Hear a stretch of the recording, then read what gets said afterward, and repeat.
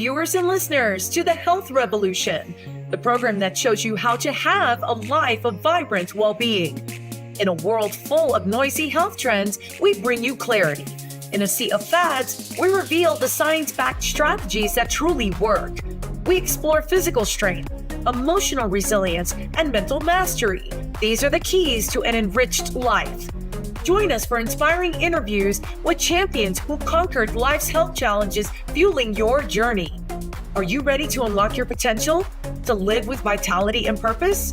Then join the Health Revolution. I'm your host, Adriana Morrison, health and fitness expert, speaker, and a mom who understands. Let's embark on this transformative quest. Together, we're about to change the game, starting now.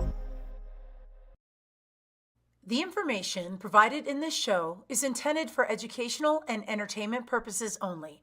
Viewers should use their own discretion and consult with a healthcare professional for personalized guidance and recommendations.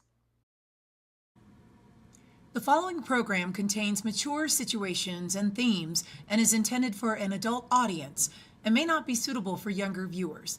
Viewer discretion is advised. Welcome, everybody, to the Health Revolution. We are thrilled that you are joining us today for this very important episode. I'm your host, Adriana Morrison, and no matter which way you're tuning into us, please do not forget to hit the subscribe button. We want to make sure we stay connected to you. And it's very important today that we talk about some of the things that we're struggling in life. And one of those things happens to be addictions. We are speaking in particular about porn addiction and how it can spiral and affect so many far and wide. Today, we're going to have a very carefully considered conversation about how to move forward and address this in the most appropriate way so that the breakthroughs for those who need it truly experience it. Allow me to introduce to you my guest today. Have a look at this. Introducing Jessica Jordan, a dedicated addiction recovery specialist who focuses on helping men overcome porn addiction and other sex-related addictions. With a unique approach rooted in trauma healing, Jessica offers comprehensive support for those seeking freedom from addictive behaviors. In a world where porn addiction is an increasingly prevalent issue, Jessica's work is more crucial than ever. She provides men with the tools and understanding needed to break the cycle of addiction, empowering them to regain control of their lives and relationships. Jessica's journey into this field was shaped by her own experiences with brain damage and hypersexuality disorder, giving her a profound insight into the challenges faced by those she helps. Her background as a wildlife biologist and wilderness therapy guide adds a distinctive perspective to her approach. Jessica has been featured in Mark Hyman's documentary, Broken Brain 2. Today, we are delving into this sensitive topic to address the growing concern of porn addiction and the breakthrough approaches that provide the necessary healing and support for all who are affected. It's my pleasure to welcome Jessica Jordan. Jessica, perspective to her approach. Jessica has been featured in Mark Hyman's documentary, Broken Brain 2. Today, we are delving into this sensitive topic to address the growing concern of porn addiction and the breakthrough approaches that provide the necessary healing and support issues that are coming through all who are affected. So this is something that allows us to have a very careful conversation. How did you get to embrace the role of addictions specialist, addictions recovery specialist? What led you to this journey? Yes, I love this question. And it's interesting because I could technically say, and this is truth, when I say it began when I was in the womb, when my mother was pregnant with me, because she had unresolved trauma of her own. And every mother who is pregnant who has unresolved emotional trauma of the past, when they're pregnant, it actually affects the developing fetus and the brain such that the amygdala of the brain, which is responsible for our fight or flight, our stress response, actually becomes proportionally larger, thus setting that individual up for statistically higher chances of having trauma, PTSD in childhood and adulthood, which could then cascade into things like addiction, things like that. But I'm not going to go quite into that. Let me go and rewind to 2016, February 21st. There are just some dates you don't forget. I had ingested a naturally occurring seafood neurotoxin called ciguatera, which is 1,000 times more potent than arsenic, which can kill a person. And it essentially sent me on this 5-year recovery journey where it gave me PTSD as an adult. It gave me a 19 millimeter lesion in the left front lobe of my brain. It sent me spiraling on this incredible healing journey that it almost took my life. This illness almost took my life. I had many near-death experiences, and it was very obvious that I had adult PTSD. I was doing a lot of research then on trauma, and I learned through my trauma research that I actually, in my 30s, I had no idea. I was going my whole life like with unresolved childhood trauma, which I have then become very aware that it's extremely common, more common than not, and anyone and everyone can heal from it. And when someone has any type of trauma, it can actually propel someone towards addictive tendencies, because every single addiction is merely a symptom of unresolved trauma. And so one of the things that happened with me when I was in my recovery journey is I realized I had to heal from trauma in order to essentially save my life from this physical illness. But I realized it was the emotional that I actually needed to heal. And during this time, I was dating a man who was severely addicted to pornography and alcohol and other things. That's how I learned that porn addiction was even a thing. And also, something that is extremely common when someone gets a head injury or a brain injury and different types of trauma is the brain and the subconscious mind will automatically create something called hypersexuality disorder. That's something that my brain created as a result of the PTSD that I had, the chronic illness that I had. My brain create and hypersexuality disorder is essentially extremely high sexual urges. And I believe that that is the subconscious mind in the brain is trying to promote healing, and the neurochemical that is required for healing from any addiction, any trauma, any chronic illness, of which I had all of these things, is elevated amounts of oxytocin in the brain. What's a way that the brain can experience massively elevated amounts of oxytocin is through sexual experiences. And so I don't know if there's any scientific studies on this, but I believe that it is the innate wisdom of the subconscious mind, but maybe doing it in a little bit of a wrong way, to create extreme sexual urges so that the oxytocin will elevate in the brain so that physical and emotional healing can take place. So that chronic illness is gone, addiction is gone, trauma is gone, and it brings a sense of safety into the mind and body of that individual. How And long did it take for you to experience the healing in your journey? I'm going to go out on a limb and say that this took some time. Was this several years? Was this something that you had an idea of what the course of action would look like? Was this something that just kind of the path unraveled in and of itself? What how what was that like for you? I love that question because I was so focused on only the physical, only the physical. I was doing intermittent fasting. I was on the most extreme version of like a paleo ketogenic intermittent fasting diet for a long time. Very, very selective about what I would allow in my body, what I would drink, what I would breathe, what I would eat, all of it. And that did help, but it only took me so far because I was missing the number one fundamental key part of the recovery, which was the emotional healing. So I focused on the physical, it helped, and then I plateaued. It didn't matter how strict I got with my paleo diet or all of the things, it was a plateau. And So this was a journey that you made the connection back then, or was this a discovery later on? Because I know that what we're diving into would not normally be an automatic connection in our minds in terms of like the physical healing and then the emotional healing that would lead to like a sexuality disorder. Yeah. Was this something you knew early on, or was this a discovery that you had as you were working with specialists? So essentially, I never had any specialists tell me that I had hypersexuality disorder because I was too full of shame. I kept it to myself and didn't really understand it. And there was so much that I was in denial about with it.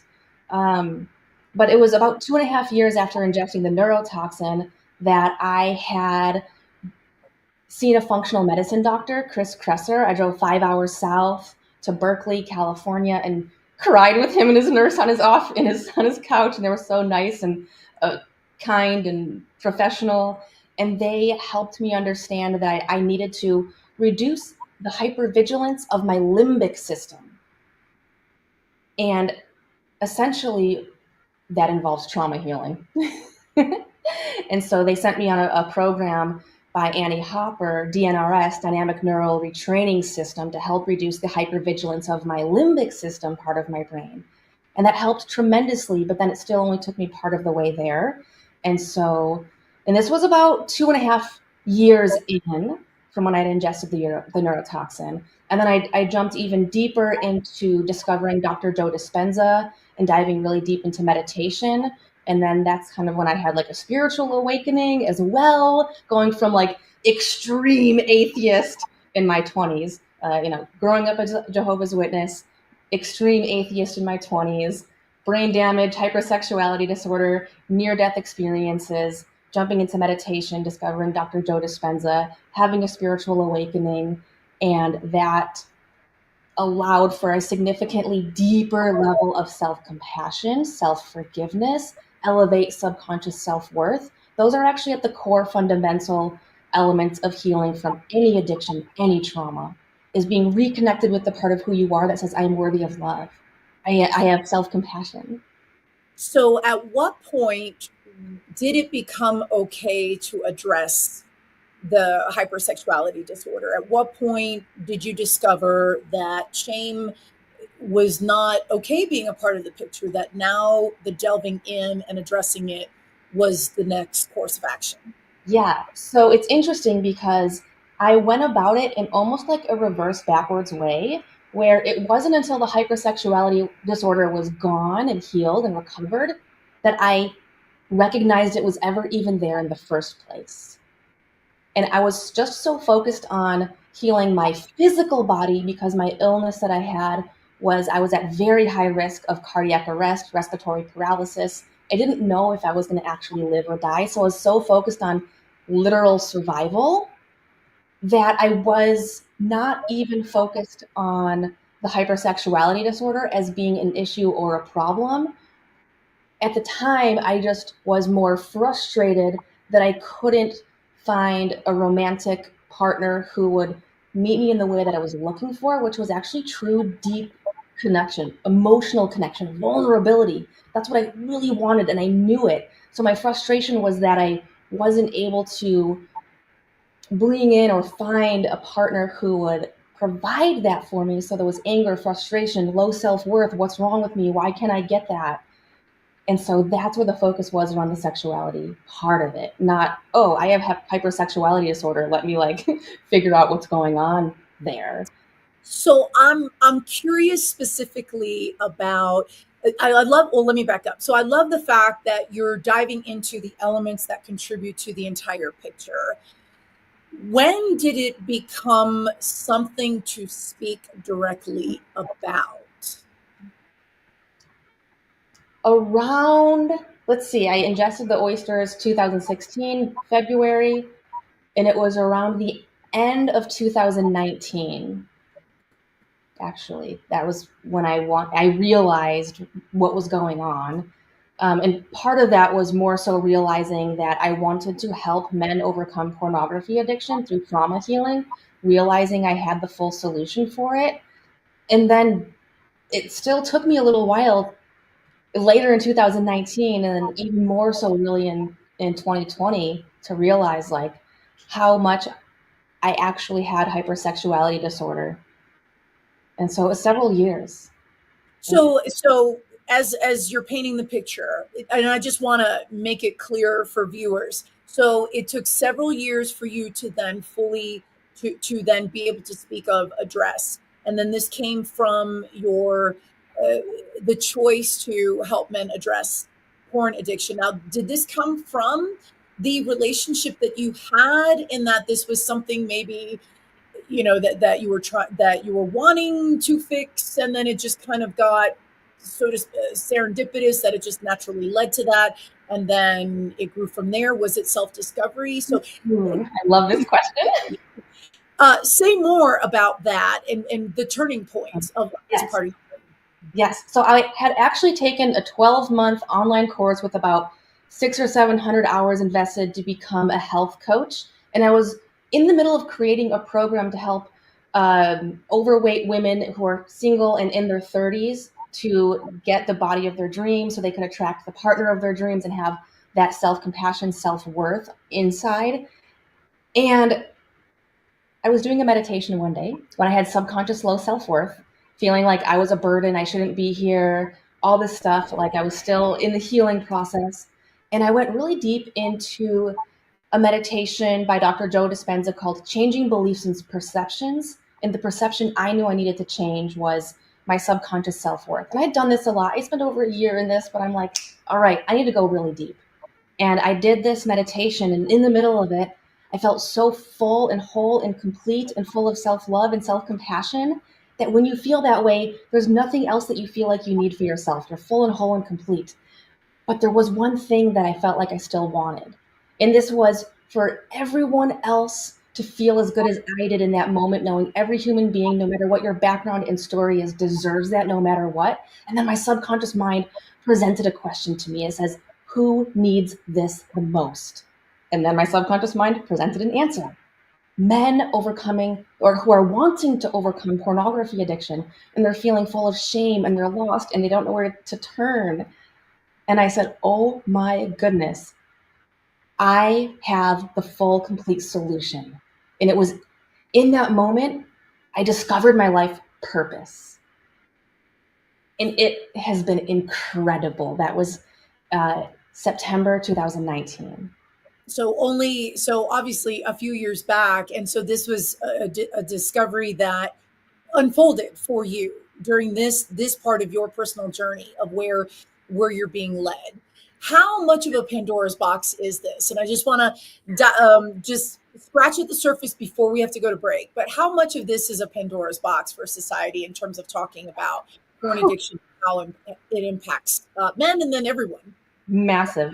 You just gave me goosebumps with that question, and I'm sitting next to a fire.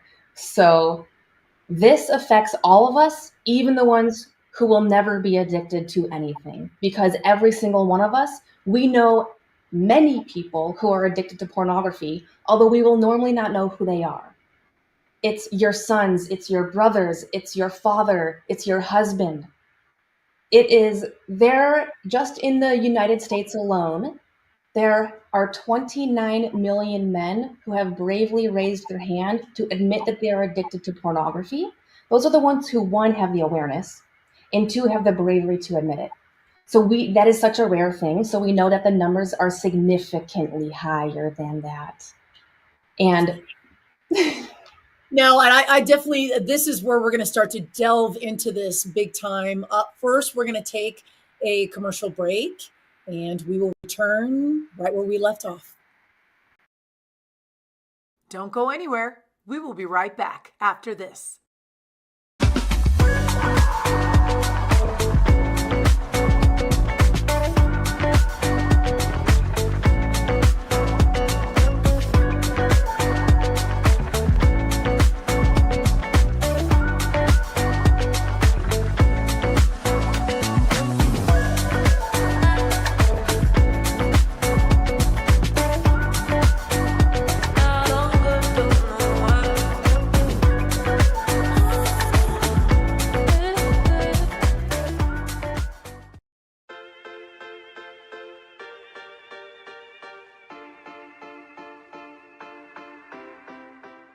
Hello, beautiful people. Welcome back to Fit Bites with your host, Adriana. February is not just about love and hearts, it's also Arthritis Awareness Month. So today, let's explore some proactive steps we can take to manage arthritis and maintain our joint health. So first, let's talk about staying active. While it might seem counterintuitive, regular exercise is crucial for arthritis management. Low-impact activities like swimming, walking, or yoga can help reduce joint pain and improve flexibility. So next, let's focus on balanced food intake.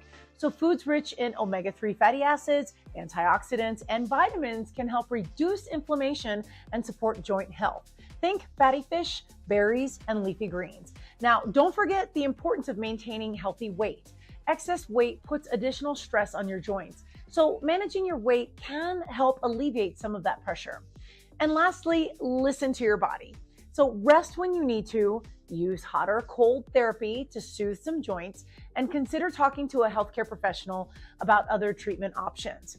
This February, let's take these steps to heart and show some of our love to our joints. Stay tuned for more Fit Bites, and here's to a month of awareness and action for arthritis.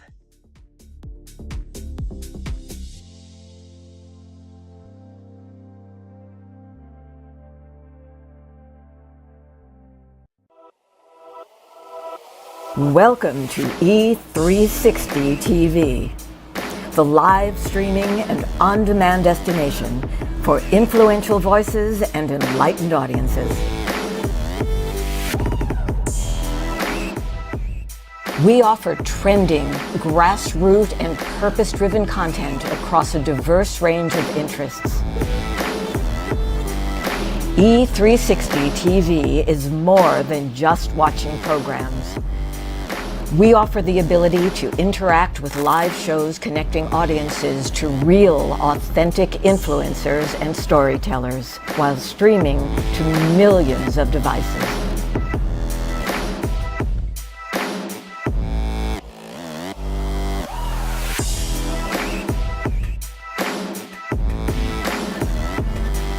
Real experiences.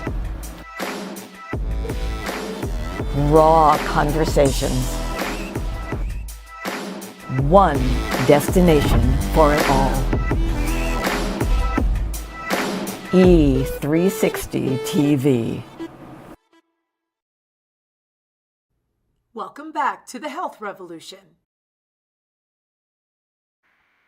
Welcome back, everybody. We're talking today to my guest, Jessica Jordan, addictions recovery specialist. We're talking all things leap of courage and the subject of overcoming porn addiction.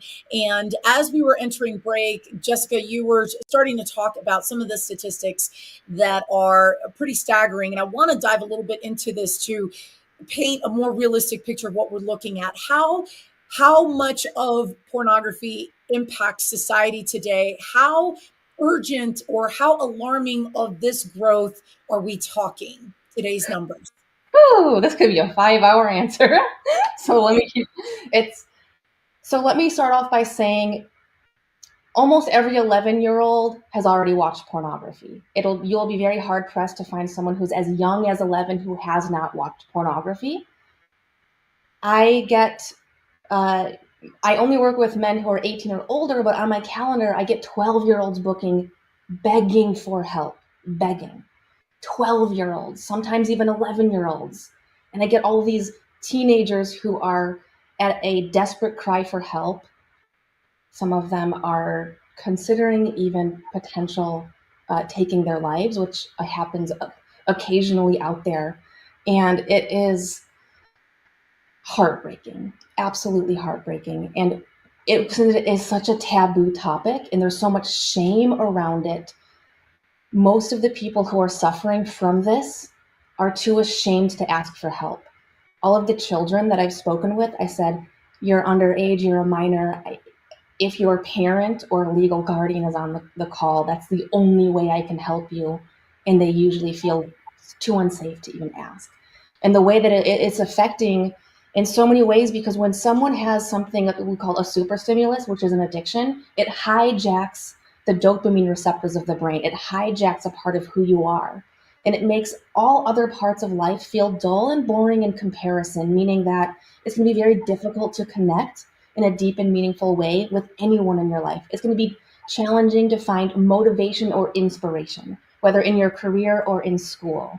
The way that this is affecting men is, dare I say, most men now are, when they're engaging in sexual activity with their wife, their spouse, their girlfriend, their partner, they actually have to go into their mind and imagine pornographic acts in order to stay sexually aroused, because their real life partner isn't cutting it for them anymore, because the neural pathways in their brain are now set to be sexually aroused with pornography. And so, and I'm curious about this. Why is this being talked about more and more, or is this not being talked about enough? Is there gaining traction and having the right discussions? Because obviously something like this would be considered taboo. What is the, how is this, how are the right discussions gaining momentum, or maybe lack thereof? that's a great question. And there's not a good answer as to why it's not being talked about as much as it should be. And one of the things is, I'll say, when I was in my early 20s, I remember watching pornography a few times, thinking, I am so proud of myself. Look at how progressive I am. I've moved away from, I got out of that Jehovah's Witness religion, and now I'm a free woman, and now I can be so progressive. Look how proud I am. So there's a lot of that going on. And I was so naive because I didn't understand the neuroscience. I come from a neuroscience approach, very much so, especially with my science background of being a biologist. And when we really understand the neuroscience of it, anyone who is truly willing to look at the science won't want to touch pornography with a 10-foot pole. You will want to avoid it like the plague.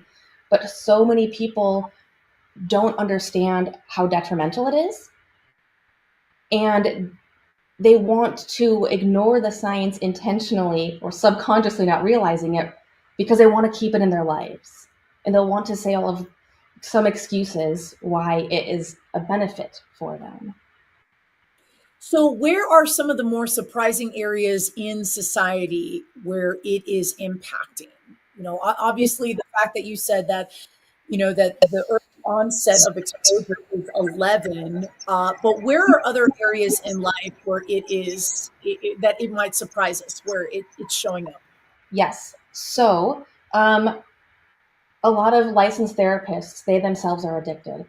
A lot of doctors are addicted. A lot of church pastors are addicted. How do I know this? Because they tell me and they talk to me and they personally reach out and ask me to help them. And they're so ashamed because they feel like they're the ones who should definitely not have this as a problem. And so that's one area, is the people who are the ones who you would go to for help are often the ones who are struggling with it themselves. So, and then the other area that it would be very surprising is one of the most commonly searched genres of pornography is child porn. And it breaks my heart. And it's so easy for us to go to a place of judgment for the people who are watching that. But the reality is, most of the men watching child porn, they were sexually molested or raped as little boys. This is statistically 1 in 6 little boys are sexually molested. What does this do to the subconscious mind of a little boy? It tells them that this is the experience meant for a child. And it is with them in their most formative years as a little boy. And that's what they come to learn and know. And now as an adult, their subconscious mind is still stuck on what happened to them when they were little boys. And so we know that there are millions of children who are human trafficked. And a lot of them are human trafficked specifically for the sex slave industry. And it's heartbreaking and it's real. And a lot of people like to pretend like it doesn't exist, but it exists here in the United States, but it's global. And so that's part of my mission, is to get my program translated into other languages, make it global, make it safe for these men or anyone, men, this affects women as well, to raise their hand and say, I want help, I deserve help, let me get it, and feel safe to ask for help.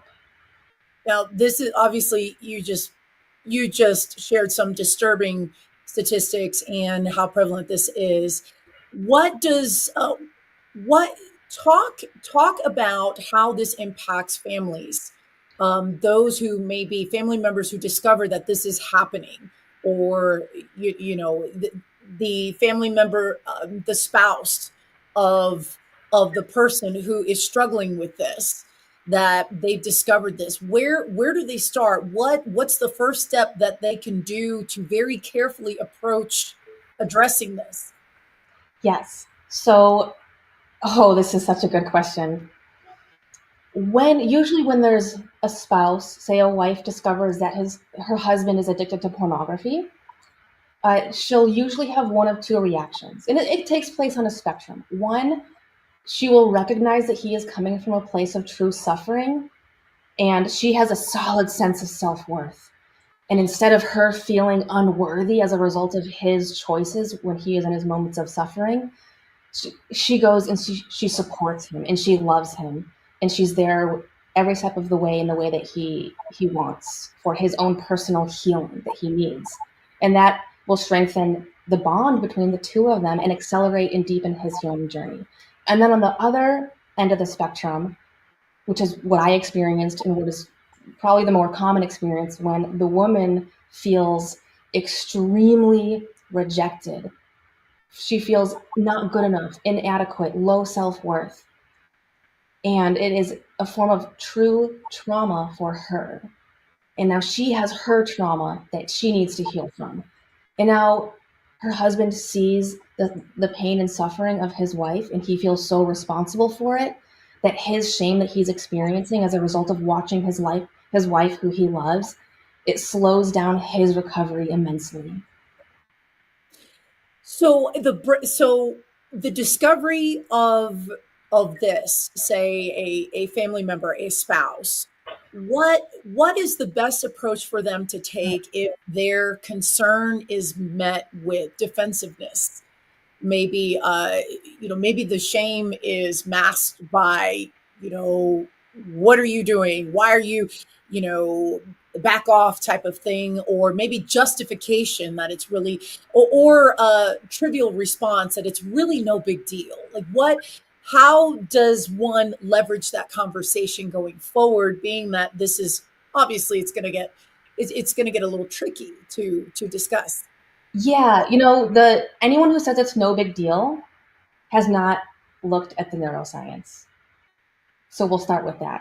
Anyone who says it's not a big deal has not looked at the science. And there have been men that I've worked with who they understand how detrimental it is, and they want it out of their lives, but their wife says, it's okay, you can watch pornography. It doesn't bother me, you can do that. And the wife is trivializing it because she doesn't actually understand, or perhaps maybe she just feels distance from him and is not really wanting that connection. And there's essentially what the woman would need, or it happens to men, whether it's like, a man marriage or married or not, or whatever the situation is. One person might be addicted, the other person might not be. The person who might be experiencing, who just discovered their partner's porn addiction, and now they're feeling ashamed and low self-worth and not good enough.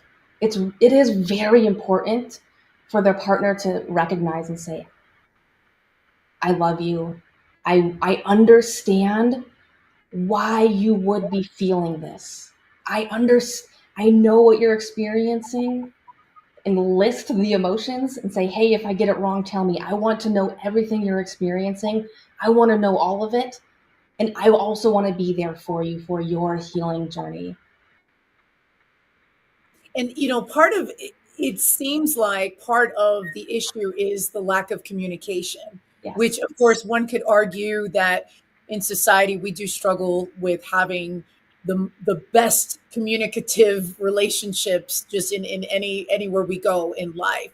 So how do you approach communication when somebody is struggling with porn addiction?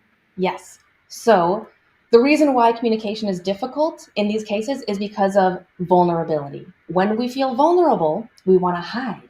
And when there's a choice, you can either make the choice to hide and shrink and when you're vulnerable, or you can brave into the experience. And the vulnerable part with communication is not knowing how the other person will respond. Will they judge you? Will they reject you? Will they make you feel more shame, inadequacy, threaten you with divorce? Not knowing what's going to come at you makes it very difficult to brave into the experience. And also, even if you know your partner will be so loving, there's a part of you that knows that they're going to be hurting as a result of this. And usually the last thing that someone wants is to hurt their partner, their wife, their boyfriend, their girlfriend, their whoever it might be, because they truly do love them and they care so much about their well-being. And that's another aspect of it. And so how to approach it with compassion, both for the other person and from yourself. I love and accept myself. I love and accept you. We are both in a place of healing or of needing healing because we're both hurting. I would imagine in the case of someone who might be addicted to child pornography, that they might be fearful of legal repercussions that would come as a result of this. How do you best support, or what are your best practices to instill the support from step one if someone chooses to admit or that they disclose that this is something that they're truly struggling with? Yeah. So one of the things when I work with clients, I never ask them what genre of pornography that they are interested in or that they're addicted to, because me knowing that is irrelevant to their healing journey. And this is actually a new thing that I'm putting in my messaging specifically to help with men who are addicted to child porn, to say like, hey, I will never ask you what your genre is because I understand the fear behind that. And their spouse or their loved ones never need to know what genre of pornography they were interested in. If it's a part of their personal journey that they do want to share that information, then that is so brave and also so healing. It's so brave and so healing. And there is that part of it where it's saying like, hey, maybe I don't want to necessarily reveal that I was watching child porn for all those years, because then the cops could come and arrest me and now I'm in prison and I lose everything. And I love the clarification with this, because obviously this could open up so many scenarios for say a man struggling with this, and also the fact that you've made clear that this is not something. It's not so much for step one that the specifics has to be disclosed, but that there's a huge desire to overcome this and then keep moving forward. Yes, a massive desire to overcome this. And it's really important to know that when someone's working on addiction recovery, no matter what the addiction, if the trauma, the root cause, the emotional wound of the past is not addressed and healed, then something happens that I call playing addiction whack-a-mole, where someone might say like, oh, I've overcome porn addiction, but now they're addicted to video games or online shopping or gambling or overeating. And they switch their source of dopamine to another addictive substance or behavior. And you see this all the time when people don't address the root cause. And there's always a root cause. So it's almost like you're chasing, you're not getting to the origin, but just kind of chasing what you think is the issue at the moment. Exactly. And this is why people just falsely think, well, discipline. Let me just always keep busy with going to the gym, doing that thing, doing that. And they're relying on a constant stream of discipline and staying busy so they don't revert to their addictive tendencies. And that will eventually fail every time. That's incredible. We're going to continue this conversation. First, we're going to take a commercial break. Stay with us. Don't go anywhere. We will be right back after this. Don't go anywhere. We will be right back after this. Thank you so much for watching The Health Revolution. Our show is growing, and it's all thanks to viewers like you. No matter how you found us, please hit the subscribe button so we can stay connected and continue to deliver amazing content to you. Life is so fragile, and we're constantly reminded just how fragile life can be, especially when we or a loved one is told we have cancer. Cancer survivor myself, I can tell you, we still feel very alone in this journey. There's a study that's been showing that patients who are socially isolated have a worse prognosis, have a worse outcome than patients who are socially interconnected. Buddies for Life is a non-profit cancer support group for those whose life has been impacted by cancer. Humor, hope, heart, and hugs. Humor, hope, heart, hugs, and a whole lot of love. Share this with your friends and family and support this community in every way you can. No one should face cancer alone. I am a chemo buddy for life. We are a buddies network. No one does cancer alone. Be a buddy. And we are all here for you as a community of love. We are chemo buddies for life. And if you've heard 3 words, you have cancer, for yourself or someone else, you belong with us at Chemo Buddies for Life. Healing through connections.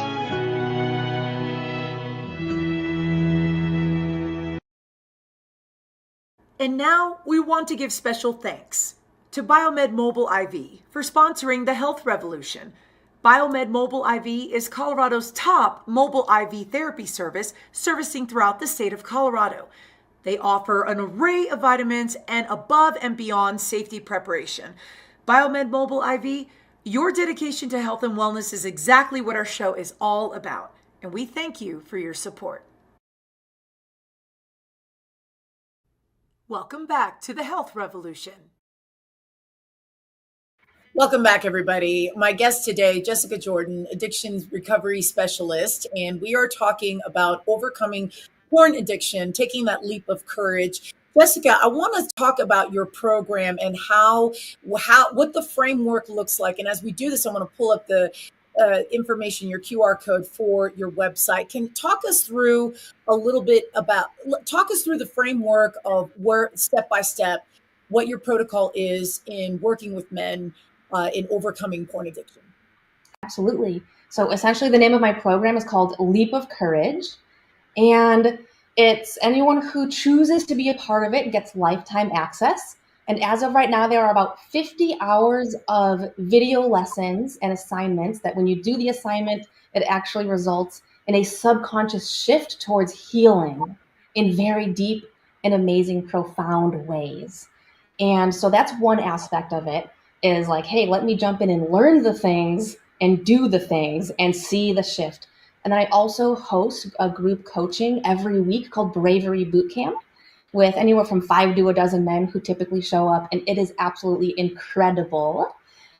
And the thing about group coaching is that when one person shares a win, everyone feels the win. When one person asks a question, everybody needed the answer. So it deepens and accelerates your healing journey.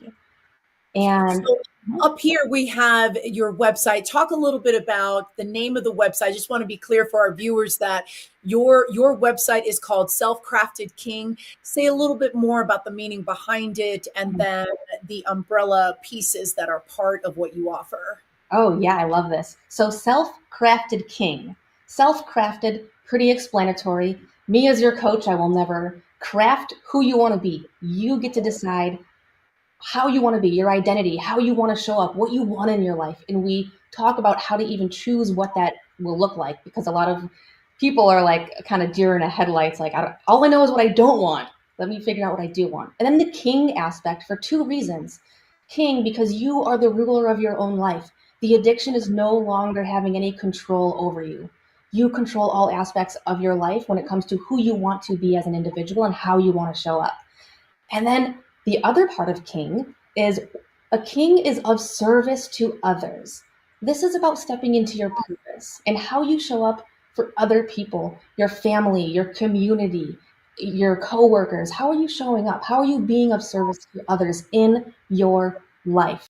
And part of this recovery process, usually there's a grand purpose in some way, shape, or form that emerges, whether it's just being the best father and husband you can, treating people with kindness, respect, and dignity wherever you go, or jumping into something like what I did, starting Leap of Courage, and now this is my life mission. What are you noticing when you're having the dialogue with those who you're working with? What kind of feedback are you getting from the resources and the tools that are part of self-crafted King? Ooh, yes, you ask good questions. So this, essentially, men are telling me that they're feeling self-worth and they're feeling confidence for the first time ever in their life, and they are imagining larger possibilities for themselves in this world, for what they want for themselves. They're creating larger goals that they now see that they're worthy of them and that they are obtainable. So rather than setting the bar low, they're setting the bar high.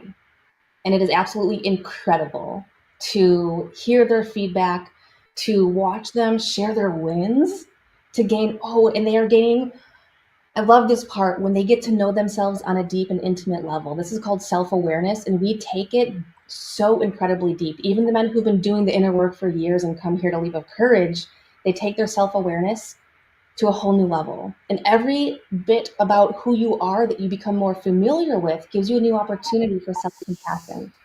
And you fall in love with all parts of who you are, even the mistakes that allowed you to go through a challenge and learn a lesson. Now, how much of a global reach do you have?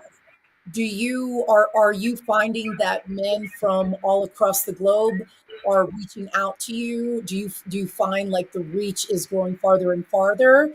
And then the other thing I want to make sure I ask you is, can you share a situation, or obviously no identifying info, but a situation in which there was a success story based on your program? Yeah. So right now I only have my YouTube ads playing in North America, but I have men from like the UK and Australia and all Europe like finding me somehow and reaching out. So and I do have plans to make it go intentionally global. Right now it's just intentionally North America. And I will not share the names of my clients because I have so much protection over them. There was this one man, married and for 25 years, 7 kids, a beautiful, loving, sexually available life, but he was still watching pornography every day for about 25 years. And about 4 months into my program, this was such an amazing share. He goes, "Jessica, you know what? I feel so above and beyond liberated from this." He goes, "I know it's only been a few months, but I honestly feel like I've been recovered for years. This is so far behind me. This is so far behind me." And it's just beautiful to see those. And part of that is I teach them subconscious strategies to put it far in the past. So the perception is that I've been healed and recovered from this for much longer than what the calendar actually shows. Now, in his particular case, was his wife aware of his struggles with this addiction? So she was aware and she was able to step forward and give him the support within the marriage? Yes. Yes. And I have to commend you, because this is something that I could see the little bit of apprehension initially for men who might hesitate to embark on something like this, but how resourceful of a program this is. So we're going to take a quick commercial break. We will be right back. Don't go anywhere. We will be right back after this. Greetings, I'm Angel Marie Monticelli, host of Energize You TV, every Thursday at 11 a.m. Pacific Time. Go to Fresh Takes right here on E360 and get Reikified and energized today.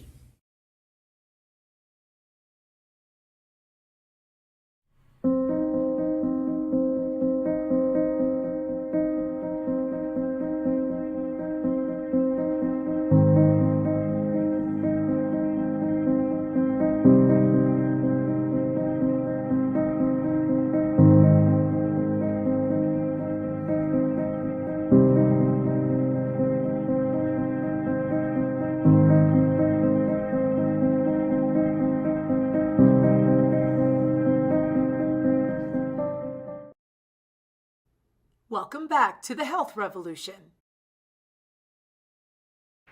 My guest today has been Jessica Jordan, addictions recovery specialist. We're talking today about empowering men to overcome porn addiction. Jessica, how do you stay on? I know we've got just a few moments left before we have to wrap up, but how do you stay on top of the more recent research data and trends that are surrounding overcoming addictions that do affect this area? It's interesting because I normally don't spend time looking at the statistics of how many people are affected and this and that. I'm like, I pay attention to what else can I learn so that I can help my clients to a stronger degree. And that's where my area of focus is. And every time it just keeps going back to the same things, which is reduce the hypervigilance of the limbic system through self-compassion. Self-compassion, if I were to sum up the recovery journey in 2 words, it would be self-compassion. That is at the core root of all of it, because when we have that, then we feel safe to connect with others, and connection is the opposite of addiction. Connection is the opposite of addiction, and connection in 3 ways. 1 with other people, 1 with yourself, and for most people, it will be a spiritual connection as well. And let's go ahead and we're going to bring up the QR code one last time. What is the initial onboard? This is Self-Crafted King. This is your program. This is step 1. If a man is watching or if a loved one is watching and they know of someone who is struggling, this could be a very first step. Talk about the onboarding process. I remember you and I talking, and you said that there is a certain criteria that has to be in place as you establish working with someone. Can you talk a little bit about that? Absolutely. This is essentially to make sure that who we hop on a Zoom call with to see if they're a good fit for the program. We just want to make sure that someone is legitimately committed to their recovery process. So I have a 45-minute webinar on the selfcraftedking.com that you can watch. But then there's a 1-hour mandatory steps, which is free to do.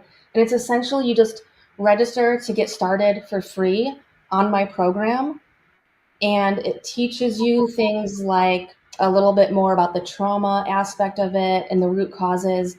And then there's something called the 3 Ds to overcome pornography addiction, which is the 3-step process that everyone can go through to overcome any addiction and any essentially trauma.